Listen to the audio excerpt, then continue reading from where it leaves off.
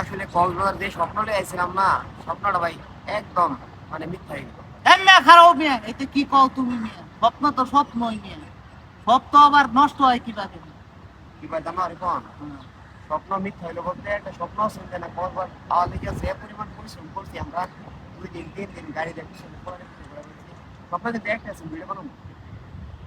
Video হানা বানাইতেই তো আছে।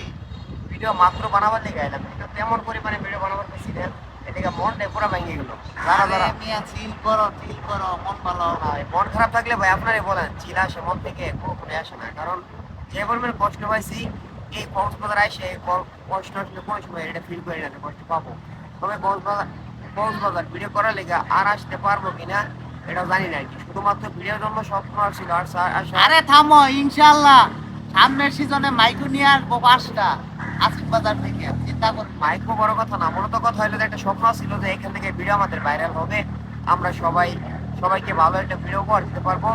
জায়গারও একটা বিষয় আছে, লোকেশনের একটা বিষয় আছে, কিন্তু আসলে মন না থাকলে কোনো কিছু ভালো লাগে না, মন খারাপ থাকলে কোনো কিছু ভালো লাগে না। তারপরও মানাই নিয়ে গুছাই নিয়ে আসছি, যে শুরু বাড়িতে নিয়ে আসছি আমরা কমিউনিটিতে আসছি, আরো আছে 4-5 জন আছে, সবাই নিয়ে আসছি। এর মাঝখানে সহযোগিতা করতে আমাদের মোত্তামা শরীফ ভাইকে অসংখ্য ধন্যবাদ।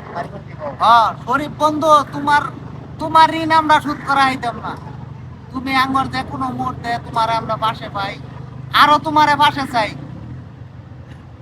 আমি এটা আল্লাহর কাছে চাই যেন আল্লাহ আমার এই আজকে যে জায়গাতে আঘাতটা পাইছি এই জায়গা থেকে যেন আমি উপর দিকে উঠে যেতে পারি।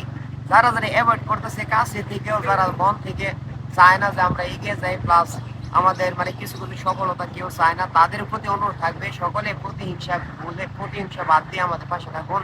আর আমার বন্ধু বান্ধব যারা আছে যাদেরকে সাথে নিয়ে চলি তাদের কাছ থেকে সবচেয়ে বেশি বড় কথা পাই। এই ধরনের কষ্ট যেন আর কোনো সময় পাইতে না হয়। আল্লাহ যেন এমন লোক আমাদের সবাইকে মিলে দেয় যে লোকগুলা ছায়ার মতো আমাদের সাথে লেগে থাকে। আর সবাই সরে গেল পিছন থেকে, আশা করি রিপন আমার ছেড়ে যেত না। আমরা দুইজনে শুরু করছিলাম, যারে নিয়ে বিরোধ ক্ষেত্রে আসছি, আসলে তাকে মানে যাকে যে উঠা তাকে যে ব্যক্তি কোনো সময় ভুলে যাবে সে কখনো এগোতে পারবে না। তো আমি যার দ্বারতে এই পর্যন্ত এগিয়ে আসতে পারছি বা যে কোনো বিষয়ে সফলতা অর্জন করছি, আমি একটা লোক আসিমবাসী সবাই জানে যে আমি প্রত্যেকের পাশে ছায়ার মতো থাকতে চাই, কিন্তু কেউ যদি রাখতে না চায় সেটা তাদের ব্যর্থতা। তো আমার কোনো বিষয় কোনো ভাবে যদি কাউকে আমি কষ্ট দিয়ে থাকি অবশ্যই ক্ষমা দৃষ্টিতে দেখবেন। আর আমি চাই না কারো মনে কোনোদিন কষ্ট দিতে। ভিডিওর ক্ষেত্রে যদি কেউ কষ্ট পেয়ে থাকেন, কারো কোনো ভাষা তাহলে আল্লাহর হস্তে আমরা ক্ষমা ক্ষমা করে করে দিবেন। আমাদের ভিডিওটা দেখবেন, আমাদের পাশে সকলে থাকেন।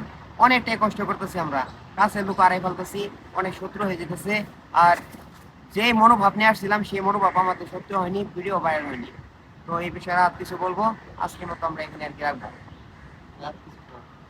আসসালামু আলাইকুম, ধন্যবাদ।